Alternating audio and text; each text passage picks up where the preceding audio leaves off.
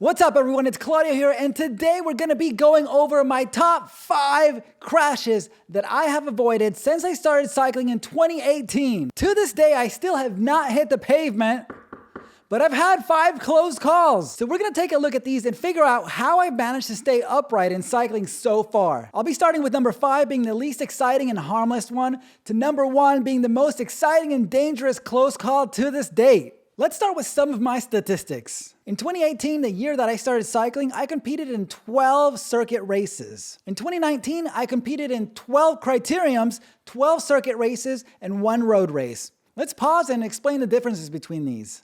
Criteriums are time-based and over a shorter loop. They're fast and usually have technical corners. Cat 5 crits are usually 30 to 40 minutes long. After that time has passed, the officials give you a set number of laps to finish, usually less than 5. Circuit races are a longer loop and usually have a set number of laps. They tend to be less technical than crits and sometimes similar to road races. A road race is usually a much bigger loop or a long road segment. If it's a loop, it'll be a set number. And so in 2020, I competed in 17 criteriums, 2 circuit races, and 1 road race. I know that's a lot of racing for 2020, and believe me, I had to drive a ton of miles to find these opportunities. And so that's a total of 60 races that I've competed in since I started racing. With 5 close calls, that's 5 out of 60, which equals 1 out of 12, which tells me that in every race, I had an 8% chance of something bad happening. That's just a fun number to consider, and it's pretty low due to the fact that the first 2 years of racing, I spent mostly getting dropped and away from all the action. I never took risks, and being off the back meant that I could see many of the crashes coming my way. Some people intentionally ride the back to stay safe, but I just didn't have the fitness to be anywhere else. And by the way, the back is super boring, and you never know what's happening in the race.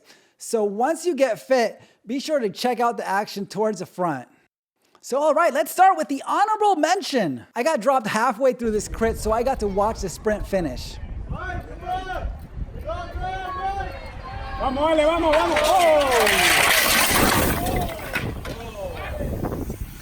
Here you see this cluster of 3 riders going for the sprint. There's actually a 4th rider behind the yellow jersey. As he tries to go around the yellow, he forces the middle rider to shift right, nudging the rider in white, which knocks him off balance as he sprints. Poor dude is gonna have a reminder of that day on his leg for a long time. Before we start with number 5, be sure to subscribe for more content like this. And you can also follow me on Instagram at Claudio_Fierro, where I post all my workouts on my Instagram stories. And if you've gone down in a race, I wanna know what happened. Drop me a comment down below and let me know if you were able to walk away or if you got sidelined for a while and how long it took you to get back into it. All right, so here we are, 2 minutes away, and this is the practice crit in Connecticut, the CCAP, the 4-5 race.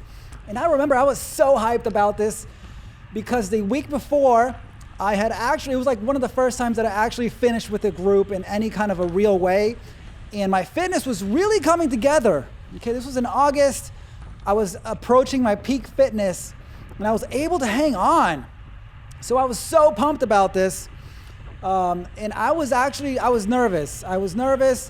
And other riders, I can tell people were nervous. This was the last one of the series. So people were really going for it. And I forgot what the wind conditions were here. It was pretty windy. I can't remember the direction. But you see right now, I'm swerving over to the left. I'm really trying not to overlap. Okay, this is one of the mistakes that I've made. I made a lot, but this time in this race, it cost me. And you're about to find out in 57 seconds what happened, and what it cost me. And it's because it's all about being alert. You gotta know what's happening in front of you, not just right in front of you, but like 3 people in front of you. And I don't know if I was looking at my Garmin or if I was looking off to the side or whatever, but I lost focus for a split second and bam, you're gonna watch it. So take a look at the people in front of me. We're taking this corner and we are going 28. Okay, that's not bad, but I need to close this gap. I remember it took me a minute to get used to that corner.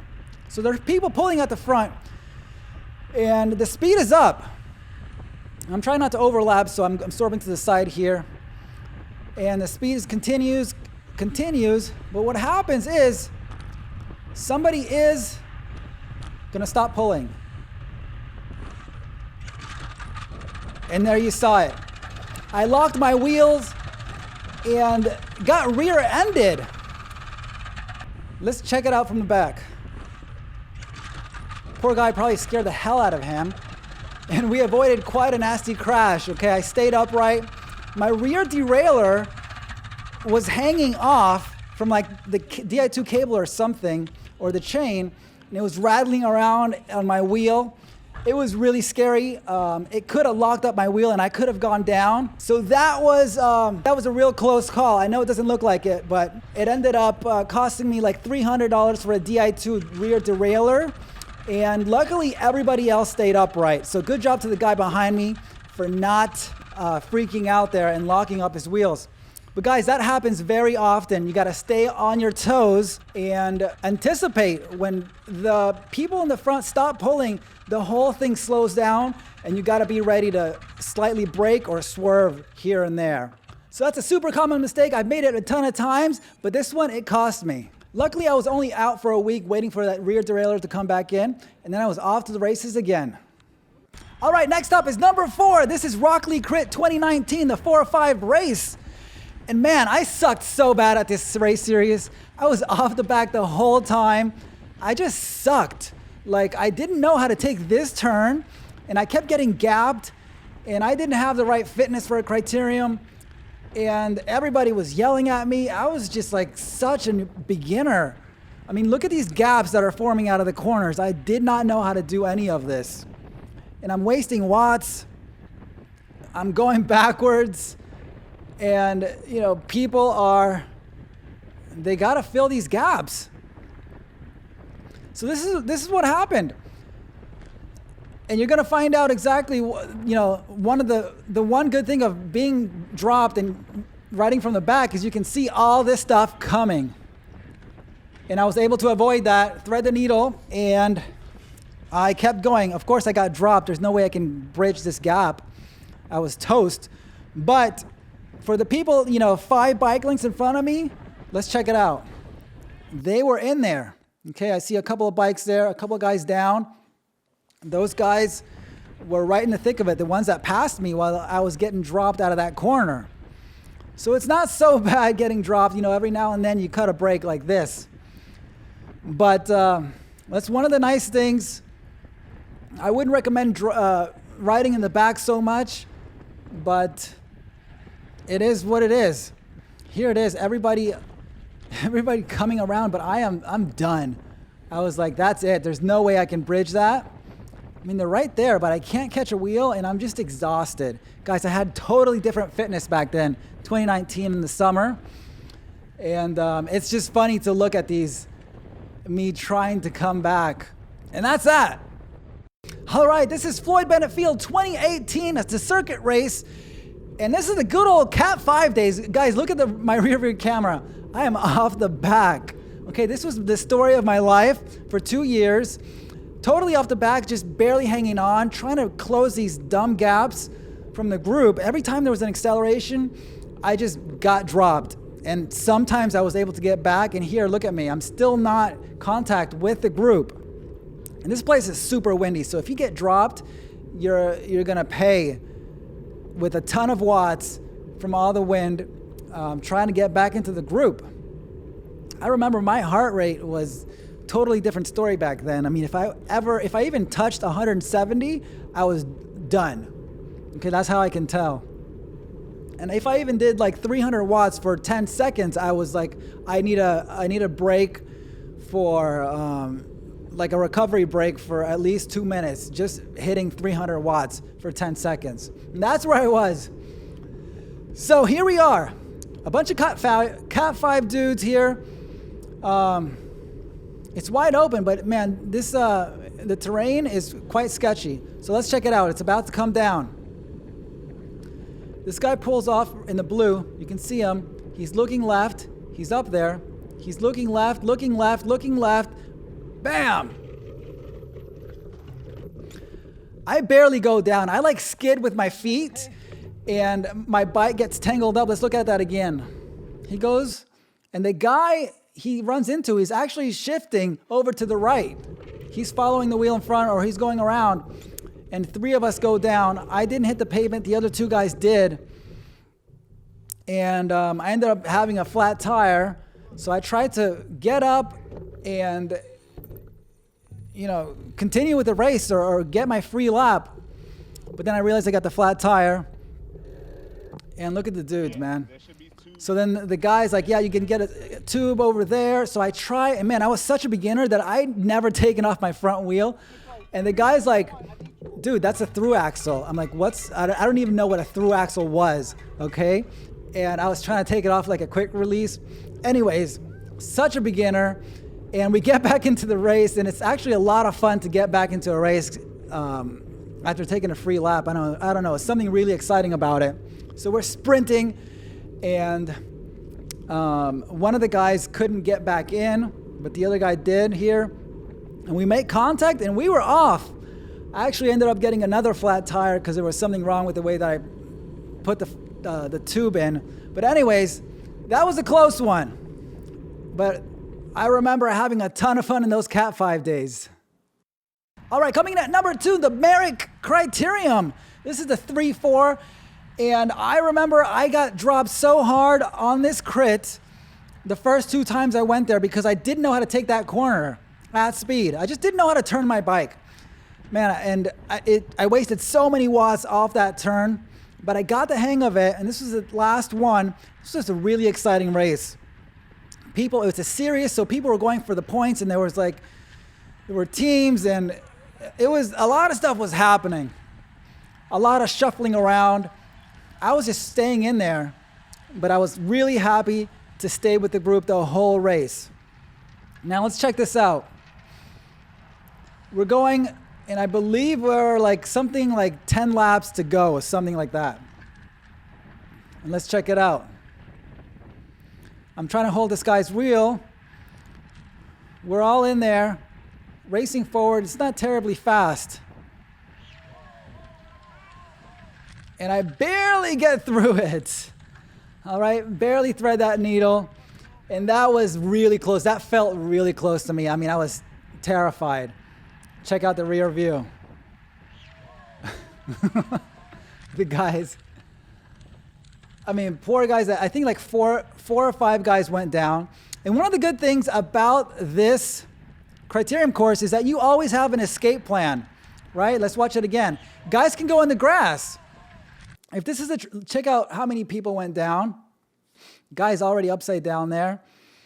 So in a traditional criterium course, like in a residential neighborhood or in the streets, they have barricades and you don't have an escape plan. Here, all these guys survived because of the grass. So we got lucky. That was a close one. All right, and coming in at number 1, this was really exciting, the Herbalife 3-4 Criterium. It was this year in September in North Carolina. Guys, this was the second time that I raced that day. So I raced a 4-5. I was tired. Check it out. I'm off the back, and I'm trying to move up because this is 2 laps to go. And I know that I can barely move up on the last lap. So you need to be in position coming into 1 lap to go. And I'm off the back. I need to do whatever it takes to get up there. But I'm tired. I'm getting gapped already. It's starting to speed up 27, 28 miles an hour. I got to do something, right? So this is like the last lap frenzy where everybody's freaking out and trying to figure out what to do. I'm trying to go through the group right here, through the middle. I don't know about that. It looks sketchy. A lot of people. So then I go on the inside. But there's a sharp corner coming up. And I don't know what I'm thinking here. But I dive this. Check it. And that's me screaming, letting them know. I almost wiped the whole group out. I mean, at least it felt like it. But as you saw, those were experienced riders. They knew how to handle somebody coming in the inside like that. So now I'm top 5. 1 lap to go, and I'm top 5 position. This is great. Very good. I don't know where I got the guts to do that, but I'm in there. Now I'm in the race. So I'm in there, taking this nice turn. Somebody skipped their pedal. Now I'm doing 800 watts out of this. and that's cooking my legs, along with the other effort that I had before. And we're fighting for wheels, so there's a guy right next to me. I'm in the wind, eating the wind, wasting watts, but I'm trying to stay in there. But I'm also going backwards. Okay, things are fast. This is a 3-4, and you know how these guys are. Some of these guys are super fit. So we got one more corner to go. And I'm going backwards. So here's this guy. Watch this guy on the left that just passed me. Keep your eye on him. Here we go, guys. Take a deep breath. Whoa. Ouch. That was rough. I remember. And you see all this fluid on my camera? That's the sealant from the tire. That his tire exploded apparently, and that's why he went down. And let's check that out again. So here, that's the guy that went down. He just passed me. He's really going for it. I really don't know how his tire blew out like that. Bam. And there he is. I thought I was gonna die. Really? And this poor guy, luckily it wasn't a head injury. I think his bike just hit, but it kind of knocked him out. He was down for at least 5 to 10 minutes. I think he got up and it was fine. Rear view, you saw the guy pass me. And here we go again. And the guy that hit the pole, he just had to. That was his escape plan. Unfortunately, it hit him. And you know, in those situations, you don't have time to think. I remember I did not have time to do anything. I just squeezed my brakes and just held my bike steady. It's a pretty difficult situation to prepare for, crashes. But when you come out of it, it's like the best day of your life, right? Guys, thank you so much for watching. This was a great video to make for you. Feel free to subscribe, leave me a comment, smash that like button. I'll see you guys on the next video. Peace.